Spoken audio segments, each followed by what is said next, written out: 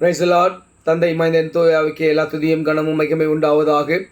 இன்றைய நாளுக்கான இறைவாக்கியம் அப்போஸ்தலனாகிய பவுல் அப்போஸ்தலர் திருச்சபைக்கு எழுதின 4ஆம் அதிகாரம் 12ஆம் வசனத்தை வாசிக்கிறேன். அவராலே இன்றி வேறு ஒருவராலும் ரட்சிப்பு இல்லை. நாம் ரட்சிக்கப்படும்படிக்கு வானத்தின் கீழெங்கும் மனுஷருக்குள்ளே அவருடைய நாமமே அல்லாமல் வேறொரு நாமம் கட்டளையிடப்படவும் இல்லை. எனக்கு அருமையானவர்களே, இந்த வாக்கியத்தை யார் எழுதுகிறாங்கன்றதை நம்ம பார்த்துன்னு சொன்னால் ஒரு ஆச்சரியமான ஒரு விஷயம்.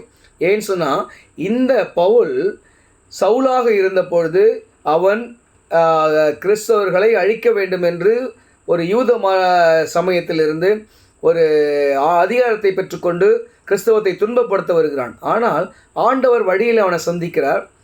அவன் கேட்குறான், நான் என்ன செய்யணும் அப்பா? எடுத்தோன்னே அவன் கேட்குற கேள்வி, நீங்கள் யாருன்னு கேட்குறான். நீ துன்பப்படுத்துகிற கிறிஸ்து நானேன்னு சொல்கிறாரு. அப்போ உடனே பவுல் சொல்கிற காரியம், ஆண்டவரே நான் என்ன செய்யணும்னு கேட்குறான். அப்போவே அவன் மினிஸ்ட்ரியை ஸ்டார்ட் பண்ணிட்டான். ஏன்னா அவருடைய அன்பை ருசி பார்க்குறான். அவர் அன்பை ருசி பார்க்க அவர் சொல்கிறாரு, அவராலே இன்றி, ஆண்டவராகிய இயேசு கிறிஸ்துவாலே இன்றி வேறு ஒருவராலும் ரட்சிப்பு இல்லை. இந்த பூலோகத்தில் நீங்கள் எங்கே போனாலும் சரி, வானத்தின் கீழ் எங்கும் மனுஷருக்குள்ளே யாருடைய நாமமே, கர்த்தருடைய நாமமே இல்லாமல் மனிதர்களுக்கு ரட்சிப்பில்லை என்பது நிதர்சனமான ஒரு உண்மை. அதுக்கு ஒரு பெரிய உதாரணம், ஆண்டவராகிய இயேசு கிறிஸ்து இந்த மண்ணிலே மனிதனாக அவதரித்தது. 2000 ஆண்டுகளுக்கு முன்பதாக ஆண்டவர் பிறக்கிறார். இந்த மண்ணிலே ஒரு ஏழ்மையான குடும்பத்திலே, ஒரு மாட்டுத் தொழுவத்திலே பிறந்து அவருடைய இறப்பு ஏழ்மை, அவருடைய பிறப்பும் ஏழ்மையாக இருக்கிறது. மனிதனுக்காக மரித்த தெய்வத்தை பார்த்தோம் என்று சொன்னால் ஆண்டவராகிய இயேசு கிறிஸ்து தவிர வேறு யாருமே இல்லை. நீங்கள் எந்த ஒரு எதுவும் ஒரு பரிகாரங்கள்லாம் எதுவும் செய்ய வேண்டாம்.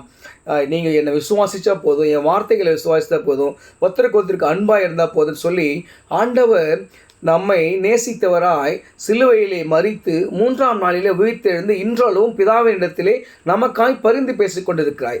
இப்படிப்பட்ட ஒரு நாமமே இல்லாமல் நம்மளுக்கு ரட்சிக்கப்படுவதற்கு ஒருவர் ஆளும் கூடாது. எனக்கு அருமையானவர்களே, நாம் ரட்சிக்கப்படுவதற்கு என்ன செய்யணும்? ஆண்டவரை விசுவாசிக்கணும். நம்முடைய வாழ்க்கையை அவர் கையில் கொடுக்கணும். நம்ம எங்கே சென்றாலும் அவருடைய சித்தம் என்னது உணர்ந்து அவர் சித்தத்துக்கு ஏற்றாற்போல் நம்ம செயல்பட வேண்டும்.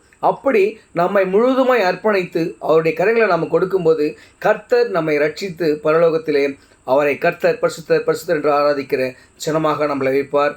அப்படி நாம் எல்லோரும் பரலோகத்திற்கு போக கர்த்தர் கிருபை செய்வாராக. ஆமென்.